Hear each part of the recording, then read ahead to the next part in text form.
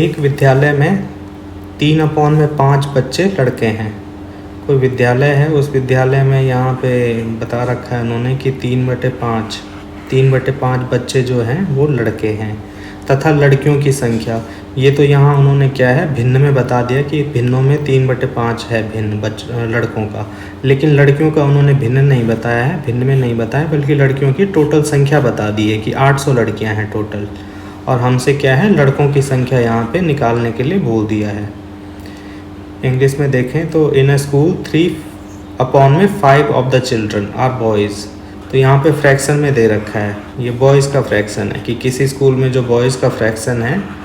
वो total students का कितना है 3/5 है, और द नंबर ऑफ गर्ल्स जो हैं वो 800 है। गर्ल्स का जो है उन्होंने फ्रैक्शन में नहीं बताया है, बल्कि गर्ल्स का उन्होंने एक्चुअल में बता दिया कि एक्चुअली जो स्कूल में हैं वो 800 गर्ल्स हैं, और हमसे क्या है बॉयज़ का नंबर पूछ लिया है, बॉयज़ का फ्रैक्शन दे रखा है और बॉयज़ का नंबर पूछ लिया है। तो ऐसे वाले सिचुएशन में हम हमेशा क्या करते हैं कि जो टोटल स्टूडेंट्स होते हैं स्कूल में या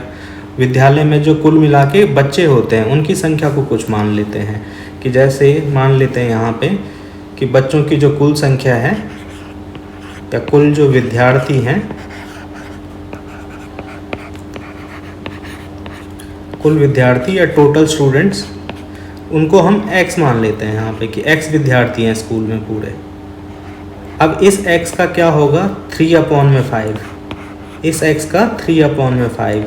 ये क्या हैं लड़के हैं, तो लड़कों को यहाँ पे 20 से दिखा देता हूँ कि जो बॉयज़ हैं, बॉयज़ क्या होंगे इसी x का, कुल विद्यार्थियों का कितना था ये 3/5 भाग था या 3/5 पार्ट था,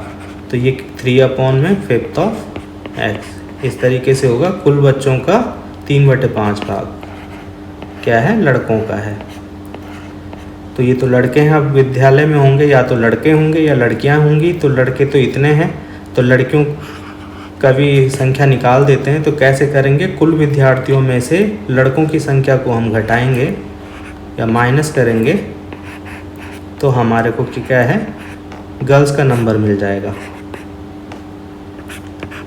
1 और 5 का एलसीएम 5 होता है, तो देखो 5 से मल्टीप्लाई करूँगा या 5 से डायरेक्ट यहाँ मल्टीप्लाई करूँगा, तो ये कितना बन जाएगा 5x माइनस 3x, और 1 और 5 का एलसीएम तो 5 होता है, तो 5x माइनस 3x, यहाँ पे हमारे पास क्या है गर्ल्स का नंबर मिल जाएगा। 5 में से 3 माइनस होंगे तो कितना रहता है ये 2x/5, ये गर्ल्स का नंबर है।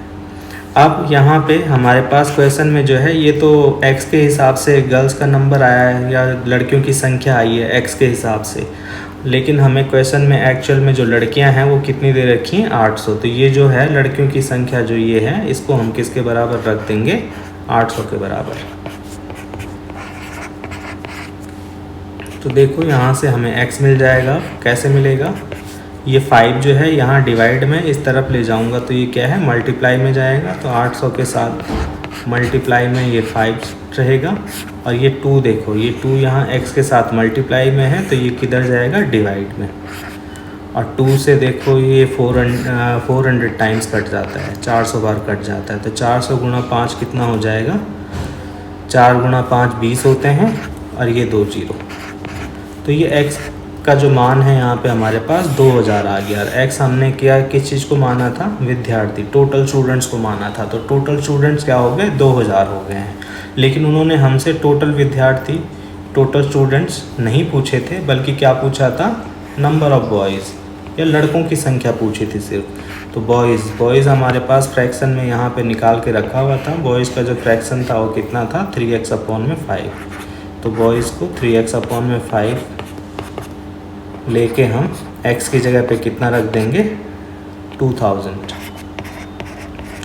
तो 5 से ये देखो 400 बार कट रहा है, 5 से 20 4 पे कटता है, और ये 2 0, अब 4 और ये 3 इनका मल्टीप्लाई कितना होता है 12, और ये 2 0 और रह जाएंगे, तो ये हमारे पास बॉयज़ का नंबर मिल जाएगा, और यही निकालने के लिए बोला था। तो ऐसा ऑप्शन हमारे पास ऑप्शन सी है, ऑप्शन सी को यहाँ पे टिक कर देंगे।